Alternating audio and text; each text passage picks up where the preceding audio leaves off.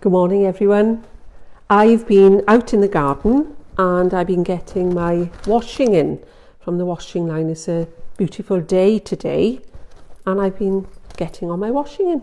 Lots of pegs in my peg bag. You can tell a lot about things, about the people they wear, about the clothes they wear.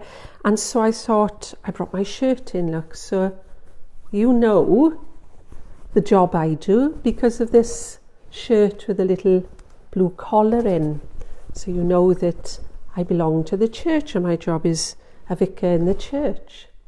And we can tell so much about the different clothes that different people wear. We can tell that by the clothes that the policeman wears, that he's a safe person to call in an emergency, and so we can tell who he is by his clothes. We can tell who this is, just like my Mr. Newman, when he'd come home from work as a firefighter. The different clothes that they wear, the helmet to keep them safe and the visor to pull down, the torch to look through to make sure that everything is safe in the dark, and the fire extinguisher there. We've got the clothes that our paramedic would wear. Bright clothes to keep them safe, so that people know exactly where they are when they're working on the ambulance. And we've got another superhero here in the clothes that they wear. Somebody who works in our NHS. This nurse has got her ID badge. She's got her pens there to write on the reports, and she's got her little fob watch to look up to check the times of what's happening and when people need to take their medicines and things. And I suppose it was a bit like Jesus. Jesus had clothes that he wore through his life, different types of clothes. And we'll start with the first ones that he wore when he was a very tiny little baby. The Bible tells us that he was wrapped in swaddling clothes, just like any other baby. And he wouldn't have been noticed as anybody different because everybody wore swaddling clothes. Babies were wrapped up in them. There's a little star on there. I think you know the link about that star. The star shone brightly, didn't it, when Jesus was born?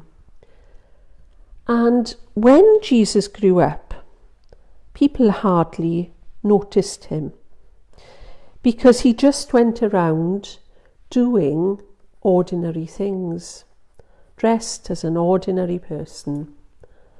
And he would have been going around, and he was a carpenter's son, so he would have been working in the workshop. He would have been hammering and sawing, and later in his life he would have been healing and teaching us how to love one another and to be kind to one another.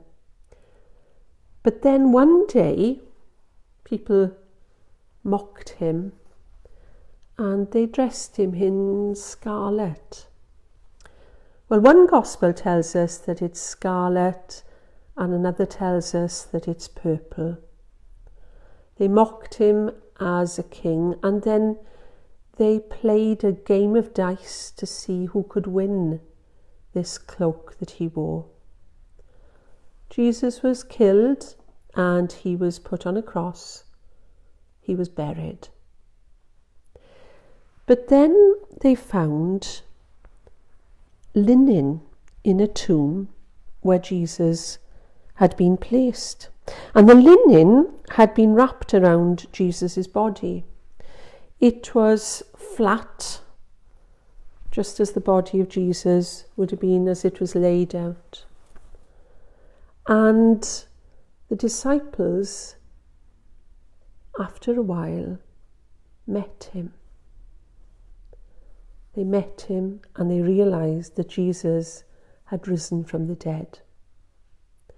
I'm going to show you the washing line that we've got.